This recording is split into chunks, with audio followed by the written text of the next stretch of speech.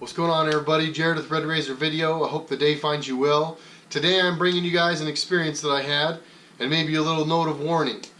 If any of you have ever wondered just how much stress can you put a stock bottom end of a Gen V LT1, so a Corvette or a Camaro Super Sport, if you want to know just how much abuse those engines will take, I found out, and I'm going to tell you right now.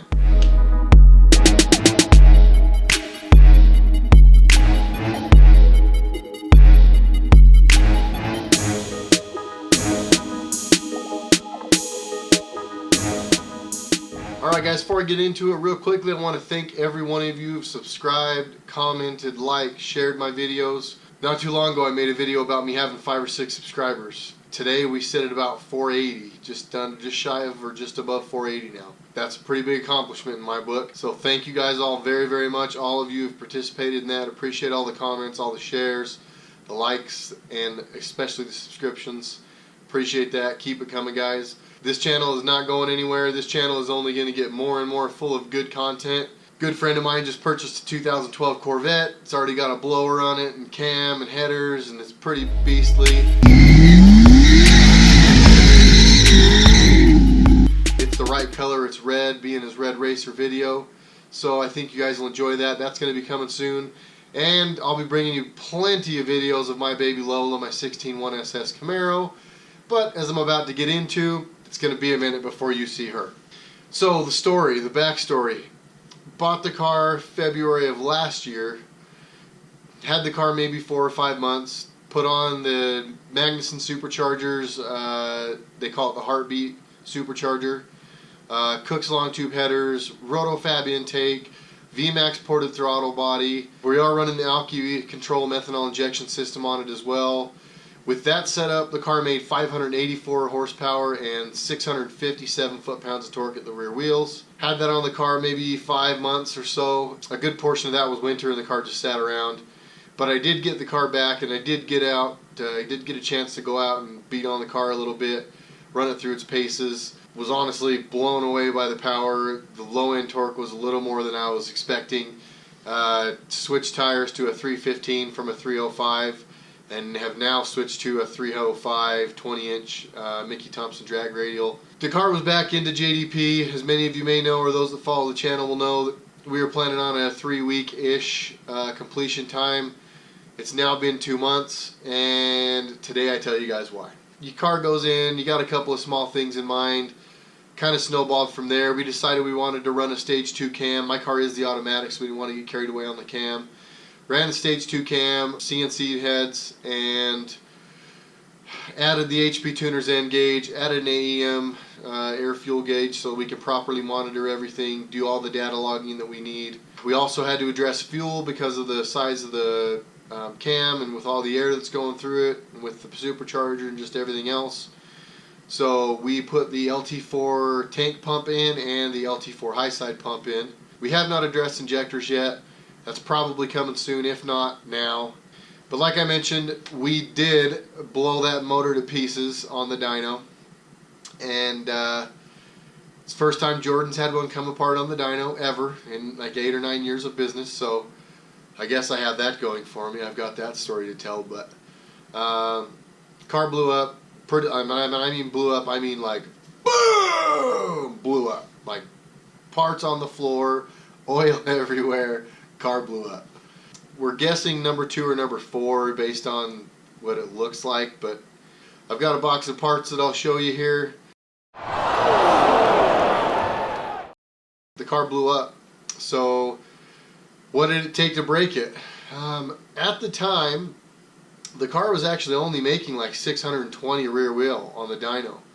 And a lot of you hearing that number that are familiar with the LT1s and whatnot, they can be pushed harder than that. There's plenty of people pushing them harder than that. So I don't feel like we were really pushing the envelope as far as what we should have been doing to the car, or what we should have, had in it, boost wise, pressure wise, whatever, power. I mean, all those things that were there aren't anything crazy. I mean, this is a newer platform and it's not as well known as the LS3 platform was, but I still didn't expect it to break at that, and neither did Jordan. We weren't pushing the car any harder than we felt like we should have been.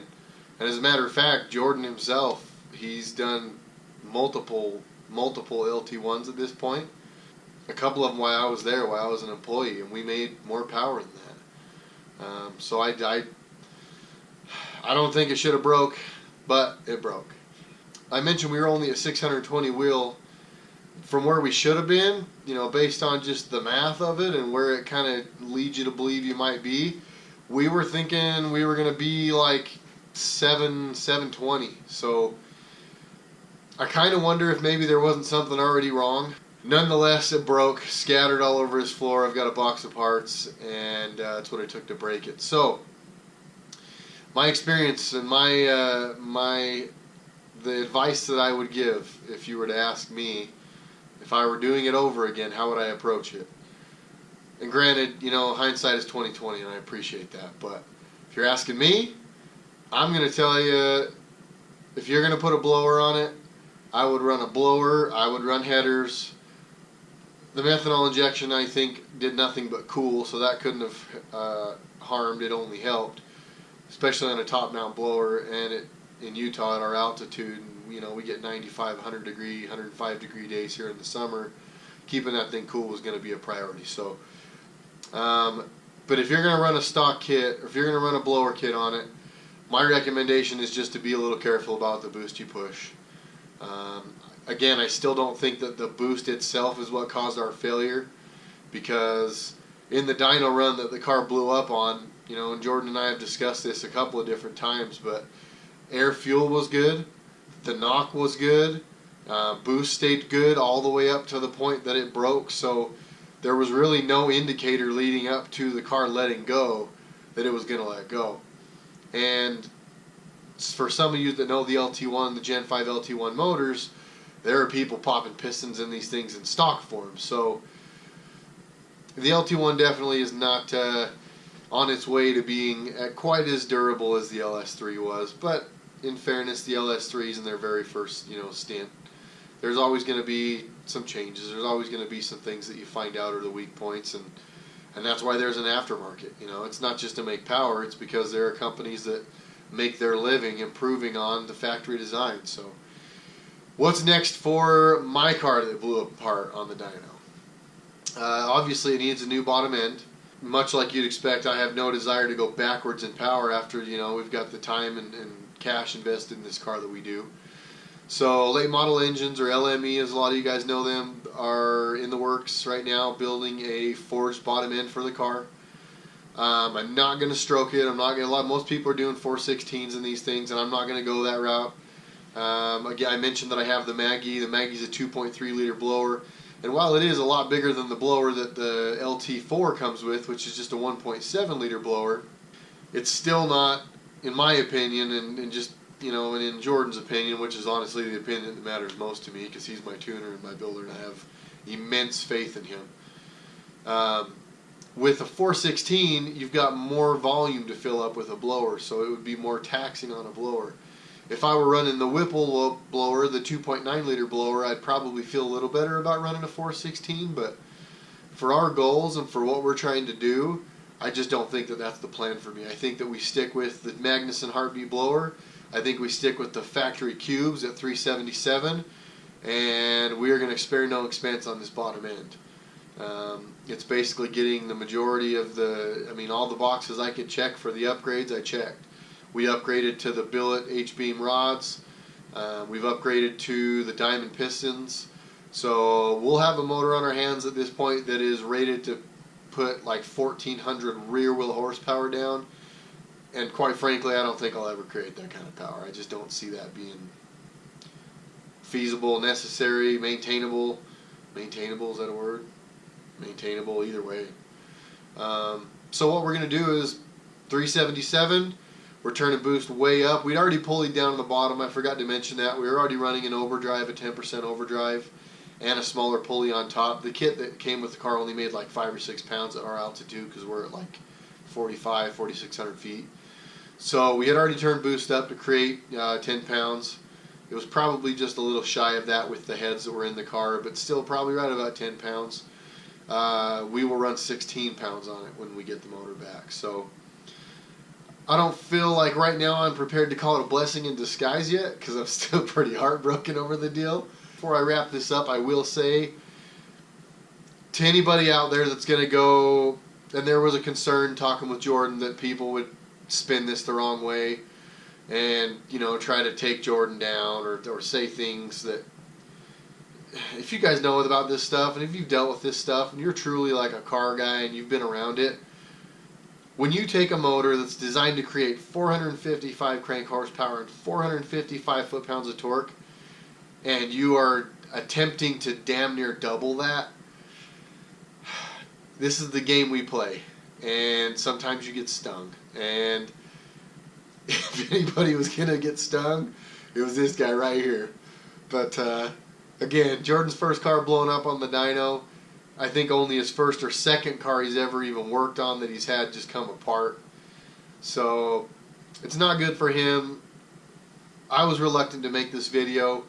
He was worried about me making the video, but as sure as I stand here and on my daughter and on my son and on everything that is holy, I will tell you guys I have no malice for JDP.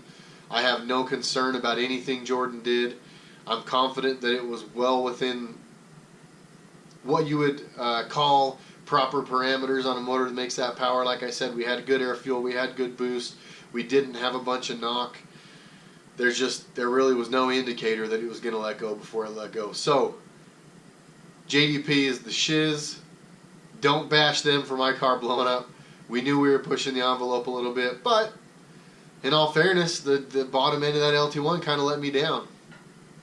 It's not to say that I'm going to stop being a GM guy or stop being a Camaro homer or stop being a Corvette guy or whatever it means, but they always say you got to pay to play, and I guarantee you I'm not the first one that's broken one of these cars, broken any car for that matter. I know Mustang guys that have scattered motors. I know Challenger guys that have scattered motors. So again, part of the game. It's going to happen. My car will be back better and badder than ever. Like I mentioned, our new goal now is 16 pounds of boost with that forged bottom end.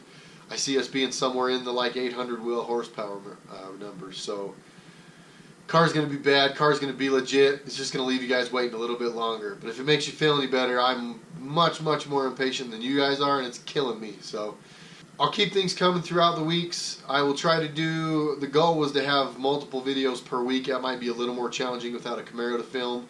I do have a bunch of new cars I'm bringing your way soon, so stay tuned for those guys. I do have access to a lot of vehicles that people want to drive. I'm probably not going to be out driving the most boring stuff, but if there's a new bestseller coming out that people want to see and I think it's going to provide value and good content to YouTube and my watchers, I'm going to bring it. So 2018 Accord, complete redesign, that'll be coming to you. The Civic Type R, I'm not going to lie, nobody's going to let me borrow one of those and go beat on it. Those are just going to be so hard to find. I might surprise you and get one, but I'm not holding my breath. But the Civic Si, I'm definitely bringing you guys. And I've got people at Chevy, I've got people at Ford, I've got people all over. So if there's cool cars you guys want to see, I would love to hear it. Throw something in the comments. If there's cars you guys want me to go review, want me to go beat on a little bit, want me to go show you how it looks, give you the space, just whatever it might be. Any information you guys want that I can get for you in a real world, how does it feel in your hands kind of a way, that's what I'm here for. I'm definitely going to keep bringing the content. I appreciate you guys watching. Thank you for getting me so close to 500. Hopefully after this video goes up, that'll be the push that I need. And we'll be getting these videos coming faster and faster as we go. Like I mentioned, be on the lookout for my friend Josh's 2012 Corvette. It's a 1LT, but like I mentioned, it is far from stock. The car is doing pretty good numbers. It's on a fairly conservative tune, but it's still putting like 5.5 to the ground. And in a car that's quite a bit lighter than my car, it's going to run pretty good and it's going to do really well. So again, I know this was a long video of nothing but my face. I did brush my teeth and I did try to make myself presentable, so I hope that came across the camera well and made this a little less painful for all the folks watching. But thanks for hanging in there with me. Thanks for watching. For the guys out there looking to build up your LT1s, again, I'm not telling you this is gospel and this is the max you can put through the car, but in my experience, blower, long tube, all the bolt-ons, heads, cam, everything, if I had to do it again, I'd probably build the bottom end first. So take that with a grain of salt, do with it what you will. That was my experience. Hopefully bringing this experience to you guys helped you out a little bit. Thanks for watching the channel. Make sure you guys hit the like and the subscribe button, and please, please, please say it. Whatever you're thinking, whatever you want to say it. Good, bad, indifferent, I don't care. I can take it. I'm thick-skinned. I love the dialogue with you guys. It's my favorite part about this channel, I'm finding out. I thought it'd be fun to make videos, and it is.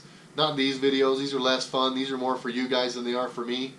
But the car videos, all the content, and all the aerial videos I get to do, and I do a lot of aerial. If anybody in the local area needs the aerial, please let me know.